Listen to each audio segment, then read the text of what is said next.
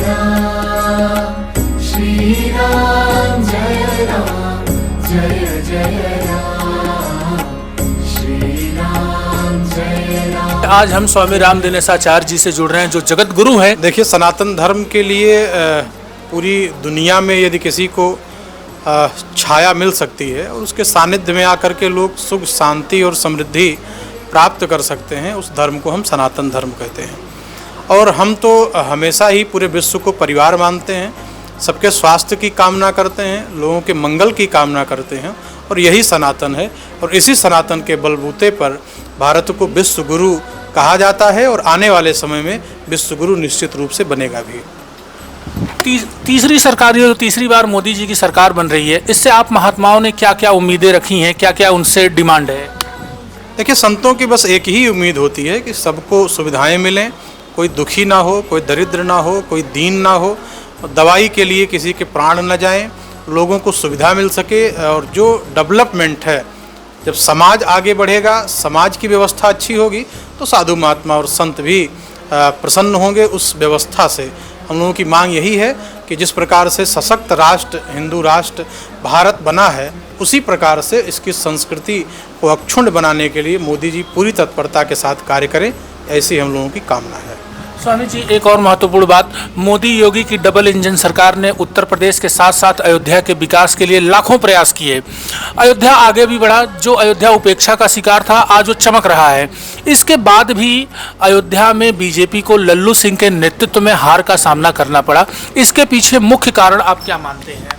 देखिए, अयोध्या विधानसभा से तो भारतीय जनता पार्टी जीत हासिल की है, पर अन्य जो 4 विधानसभाएं इससे जुड़ी हुई हैं, मुझे लगता है कि उस जनता के मन को पार्टी और नेता भांप न सके, और उसका ये परिणाम है कि जातीय समीकरण उस पर हावी रहा। और जातीय समीकरण इतना हावी हो गया कि अयोध्या विधानसभा से तो भारतीय जनता पार्टी के लल्लू सिंह जी ने जीत दर्ज किया, लेकिन 4 विधानसभाओं में उन्हें वोट न मिल पाया।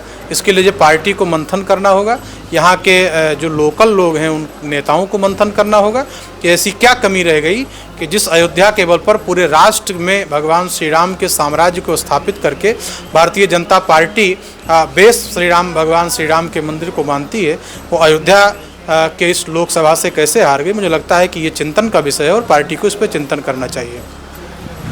तीसरी सरकार से आगामी 5 सालों तक अयोध्या के विकास के लिए आप लोग और क्या चाहते हैं? कि जैसे अब तो अयोध्या में एयरपोर्ट नहीं था, आ गया, सुंदर रेलवे स्टेशन बन गया, लता मंगेशकर चौक बन गया, और क्या कमी है जिसकी आप महात्मा जरूरत समझ रहे हैं?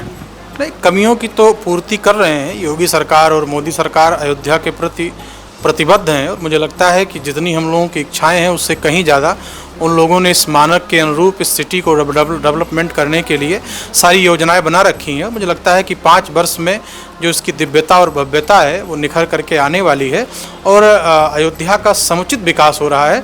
इस तीर्थ नगरी का विकास त्रेता युग की भांति हो, इस प्रकार से पेड़ों के की कमी इस समय हो रही है, तो मुझे लगता है कि रोड बने तो उसके किनारे किनारे वृक्षारोपण भी किया जाए, क्योंकि इस तापमान को बढ़ते हुए अगर किसी को बचाने की व्यवस्था हो सकती है तो वो वृक्ष हैं, तो दोनों तरफ वृक्ष लगाए जाएं, बंदरों के अभ्यारण्य की यहाँ पर व्यवस्था की जाए, और आने वाले श्रद्धालुओं को किसी प्रकार से असुविधा ना हो सके। और इन मूलभूत सुविधाओं की आवश्यकता इस अयोध्या को है, जो आने वाले 5 वर्षों में निश्चित रूप से मोदी सरकार पूर्ण करेगी।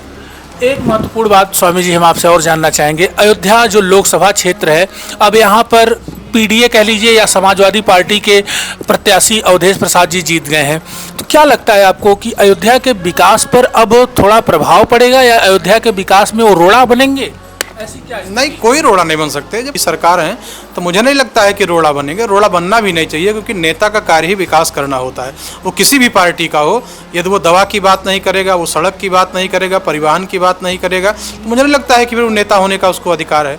विकास के लिए ही नेता का चुनाव किया जाता है, वो किसी भी पार्टी का हो, उसको अपने लोकसभा का विकास ही करना चाहिए। जगत गुरु राम दिनेशाचार्य जी जुड़े हुए थे, जिन्होंने तिलक पत्रिका पर इस लोकसभा क्षेत्र की जो रणनीति हुई है, जो बीजेपी की हार हुई है, और जो केंद्र में बीजेपी की सरकार बन रही है, मोदी सरकार, उससे उनकी क्या उम्मीदें हैं और विकास के लिए और क्या मास्टर प्लान हो सकते हैं, और अयोध्या के नागरिकों की क्या डिमांड हो सकती है, उसको लेकर के तिलक पत्रिका पर अपने विचारों को साझा किया और महत्वपूर्ण जानकारियां दी। मैं देवेश पांडे, अयोध्या।